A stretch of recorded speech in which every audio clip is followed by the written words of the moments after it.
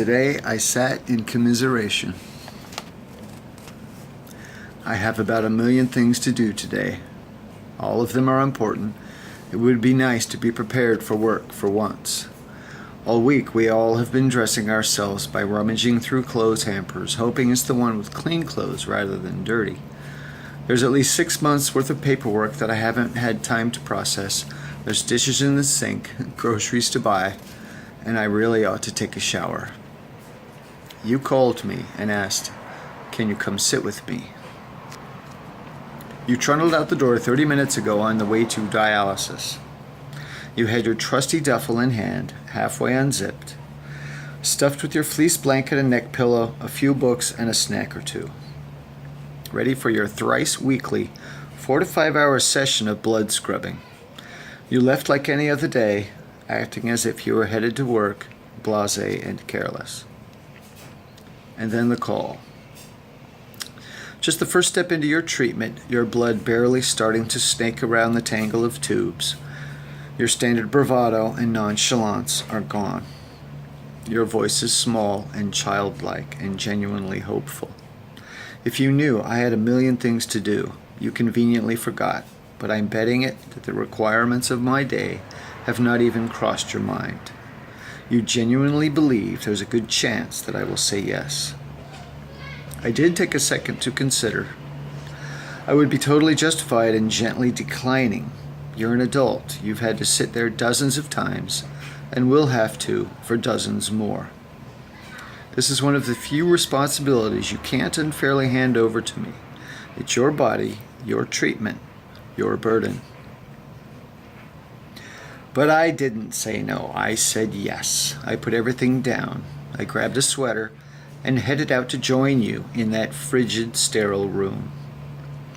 I rang at the door, got okayed by the reception nurses, sterilized my hands with the cold, goopy sanitizing gel, donned the lovely paper gown, and found you among the aged and infirm bodies. Your face lit up when you saw me. Commiseration. It is all I have to offer.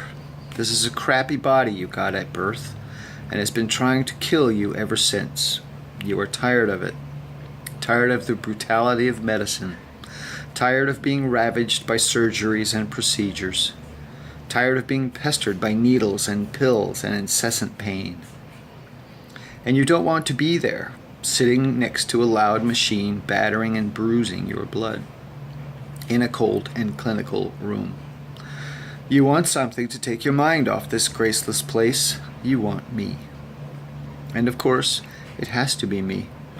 Sometimes we can wrangle a friend to sit with you, or orchestrate a phone call, or sometimes work will occupy you, but not today.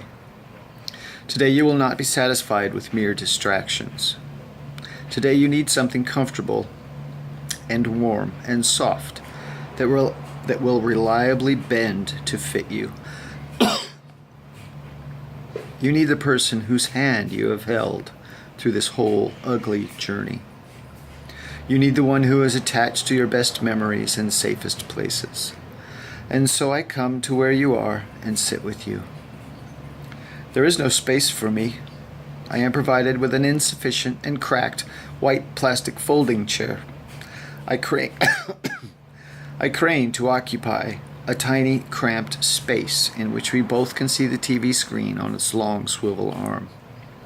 We watch a terrible movie with no way to mute the commercials. We make small talk. I absent-mindedly read and reread the motivational posters that line the walls, aesthetically discordant and shedding glitter. We try not to feel the desperation of the unrelenting stage of disease that we now occupy. We feign normalcy. 4.5 hours go by more quickly than I had imagined. Your days in this place are numbered. Either you get the kidney transplant and you won't need the dialysis, or you don't get the transplant and the treatment eventually kills you.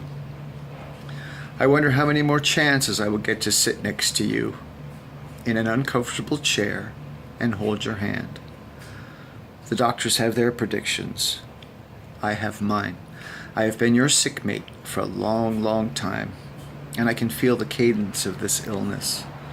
I have an instinct for its trajectory. I'll take what I can now.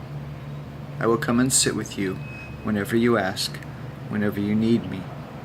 I won't leave you in that dark place alone. I am here to commiserate.